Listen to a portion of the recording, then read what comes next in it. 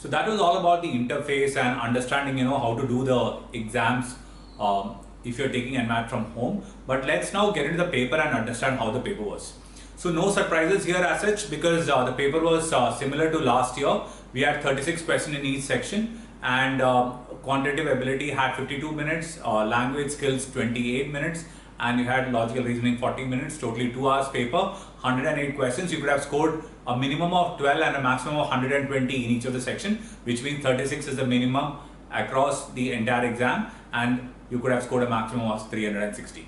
Now, one thing that we will look at as we go ahead is whether this paper is actually an adaptive paper, and we'll also understand how tough this paper was. I started off the paper with Quants, went on to language skills, and then from there to logical reasoning. Quants is my area where I would like to spend a lot of time and start off with a fresh mind, and language skills because I find it easy to do language skills, which means I'll take a break in between the logical reasoning and the quantitative ability part, because both of them are high intensity sections for me, whereas language skills gives me that, a little bit of easy going and a little bit of time to recover from all that fatigue that you have after doing the quants part.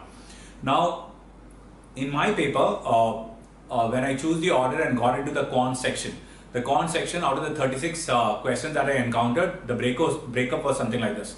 So you had a total of sets of DI. So I got my DI after my 8th question, the first set, and as I moved along in between, the other 2 DIs popped up. Each of these DIs had 4 questions each. So 3 sets of DI, 4 questions, that is 12 questions from data interpretation. I had 4 data sufficiency questions in the paper. Out of these 4 data sufficiency questions, one of them was from the chapter of factors, one of them was on equation, which is algebra, and 2 of them were from arithmetic, one from ratio and one of them from interest. Now, rest of all the questions which were there were the multiple choice question, and it was an arithmetic heavy paper definitely. I had 2 questions from percentages, 2 from profit and loss, 2 from interest. So 6 questions from percentage and its application, 1 from ratio, 1 from averages. So that makes it 8. And then there was 1 question from time and work. So I did not get any question from mixtures and solution. I did not get any question from time, speed and distance there. So these were the questions that I got from arithmetic. Then I had 2 questions from probability, 2 from permutation combination, and then there were 4 questions from algebra. 1 was from equation, 1 from functions, and then I had 1 from AP and GP, and there was 1 more question which I encountered from logarithm. So totally 4 questions in algebra, 9 in arithmetic, another 4 I got in permutation and combination and probability, 2 each, 2 from permutation combination, 2 from probability. There was also 3 questions from number system. Now these number system questions were extremely easy because I got 1 question from cyclicity, 1 from divisibility and 1 from pure number, which was given in increasing decreasing order of fractions. Okay, so this was the entire quants paper for me. Now going on to the English part. My English section started off with grammar, and the questions were all jumbled up. So I had 5 questions coming up from grammar, where I was given a sentence and the sentence was divided into parts, and I had to pick up the part which had a grammatical error. So there were 5 questions from there. There were 6 questions from analogy, and out of these 6 questions, 4 were extremely easy questions. You did not need any vocabulary to do those kind of questions. 2 of them were, I would say, slightly difficult. So 6 questions from analogy and then 5 questions from grammar. I had 3 questions coming from 4-sentence parajumble, which was extremely easy, and there were another 2 questions which came from 5-sentence parajumble, which was like a reasonable, moderate difficulty level. Now, apart from these 3, the other thing that was there in the paper was vocabulary, and there were about 5 questions from vocabulary, and these questions in vocabulary were contextual vocabulary. So there were no direct antonym synonym question. You were given a sentence, and in the sentence there were 2 blanks to be filled and 2 words to be picked up from the choices.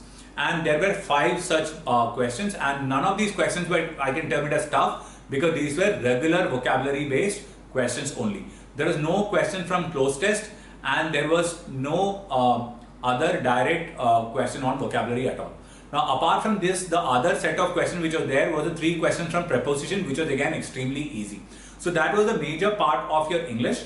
Apart from this, the rest of the English paper was reading comprehension. So I got 4 reading comprehensions, out of which Two of them were extremely easy read and the questions were also easy, but I could not find time to read the last part of the last paragraph which was given to me. So the third paragraph I completely skipped. So totally there were 12 questions in reading comprehension, and rest of all the questions were from the other chapters that we discussed: grammar, vocabulary, parajumbles, prepositions and analogy. Analogy taking away the highest number of questions in that. There are 6 questions in analogy. So paper seemed to be easy. So the language skills paper, if you focus on getting your grammar questions correct, if you focus on getting the analogy correct, if you can focus on getting the vocabulary and the preposition correct, your work is done. In fact, out of the parajumble question, 3 of the parajumble which was 4-sentence parajumble you could have easily done. 2 of the parajumble which were 5-sentence parajumble, probably you would not have been able to do one. So still you will be able to do 1 out of that. So 4 questions in parajumble itself you could have completed. So paper wasn't very tough, and it also didn't seem like a adaptive paper for me because I scored well in my language skills paper. But my last 2 questions in the paper were from the area of preposition, which I felt was the easiest of the question. So had it been adaptive paper, I would have got the last questions as the tougher ones, but it didn't happen. And the last 2 questions were sitter question that I got, which puts me into doubt whether this paper is actually a adaptive paper or not. Now coming to the last section that I tackled, which is the logical reasoning section. In the logical reasoning section, I got one full set of input-output with 4 questions. There were 2 analytical reasoning sets. So one was arrangement, where there were 4 musicians and you had to arrange them. They were wearing different color dress. They were playing different kind of instruments, and they were staying in a room which was in a hotel in ground floor, first floor, second floor, third floor. So that kind of a question, basic arrangement, sitter question. Everybody would have been able to crack that question. Second set of question was a question which was based on allocation, team allocation, 10 people to be allocated into 2 different teams, and there were constraints given to you and you had to work out the constraint and figure out what all combinations were possible.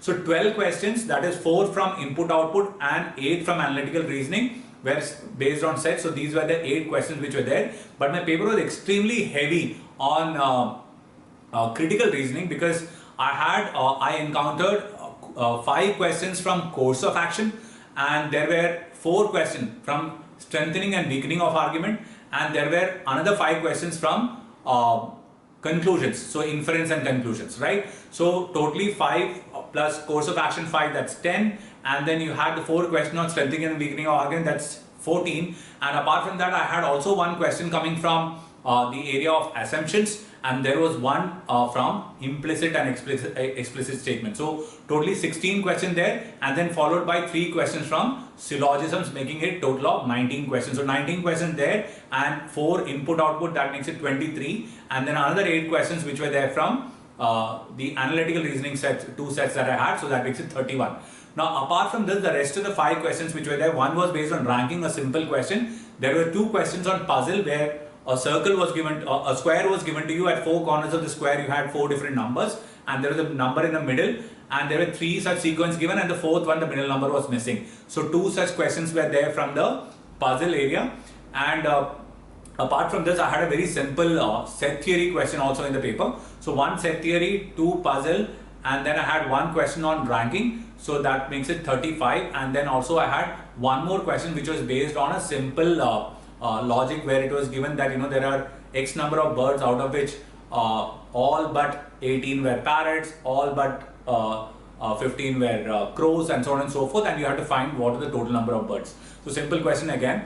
And the paper, all these single questions were easy to do. Critical reasoning wasn't very tough. In fact, the course of action questions were easy. The conclusion questions were very easy. Probably 1 or 2 of the strengthening weakening argument questions would have taken time because the passages were long to read. So if you would have actually looked at the paper, you would have felt that those critical reasoning questions actually made the paper a bit more easier if you're good at it. Why? Because you did not spend time on calculation and pondering over how to do it. Overall, the LR paper seems to be very easy, and it was quite a doable paper, and all of you would be able to reach the end of it. Probably there may be questions you will need to mark and guess and go ahead, but then you would still be able to do really well and finish off the paper. Now if I look at this entire paper now, it's an easy paper and people would be able to crack easily a 230 plus.